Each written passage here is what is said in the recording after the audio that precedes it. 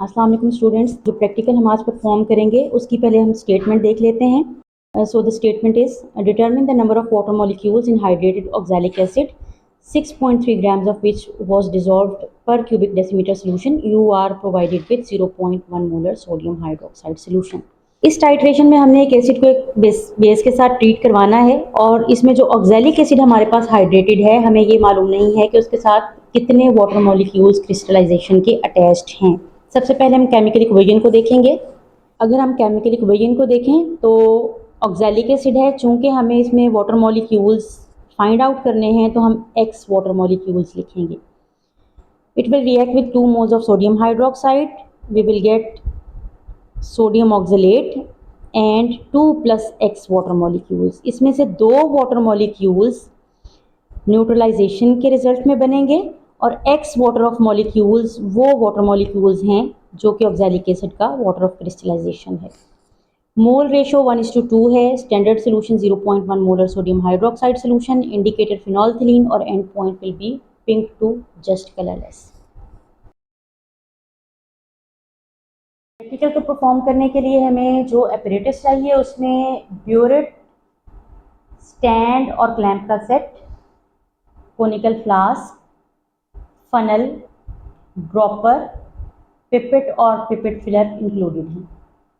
Chemicals में हमें washing के लिए डिस्टिल्ड वाटर, टाइट्रेशन के लिए ऑक्सैलिक एसिड सोल्यूशन, फिनोल्थिलीन इंडिकेटर और standard solution 0.1 molar sodium hydroxide solution required है।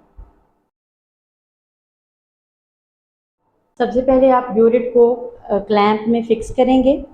इसको पानी से और ऑक्सैलिक एसिड सोल्यूशन से रिंस करेंगे। रिंसिंग के बाद हम इसमें ऑक्सैलिक एसिड सोल्यूशन टाइट्रेशन के लिए फिल करेंगे।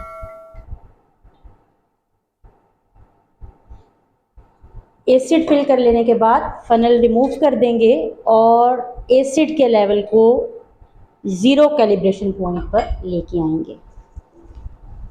देख सकते हैं कि हमने एसिड को 0 पे सेट कर दिया है। अब हम बेस को कोनिकल फ्लास्क में लेंगे।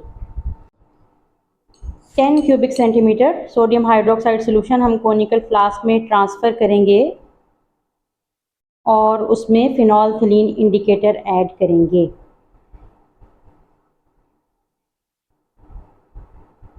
.1 molar sodium hydroxide solution conical flask में लेने के बाद हम इसमें 2 से 3 ड्रॉप्स फिनोल्थिलीन इंडिकेटर ऐड करेंगे, जिससे इस सोल्यूशन का कलर पिंक हो जाएगा।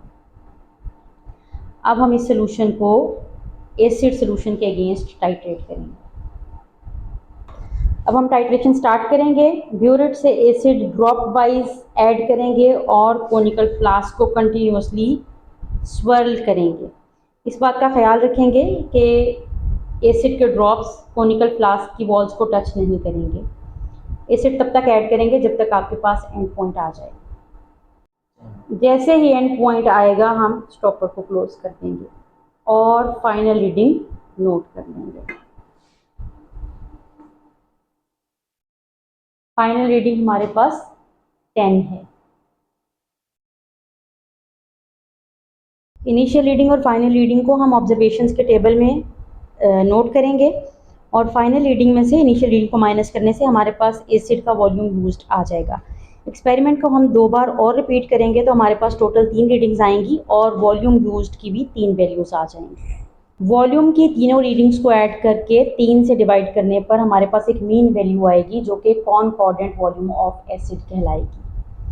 सोडियम हाइड्रोक्साइड सोल्यूशन का वॉल्यूम चूँकि हमने 10 क्यूबिक सेंटीमीटर लिया था तो ये हमारे V2 की वैल्यू 10 क्यूबिक सेंटीमीटर होगी।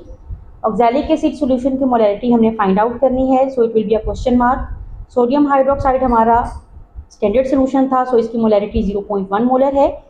Number of moles of oxalic acid और number of moles of sodium hydroxide chemical equation के अकॉर्डिंग 1 और 2 हैं। अब हम मोलैरिटी इक्वेशन पे जाएंगे।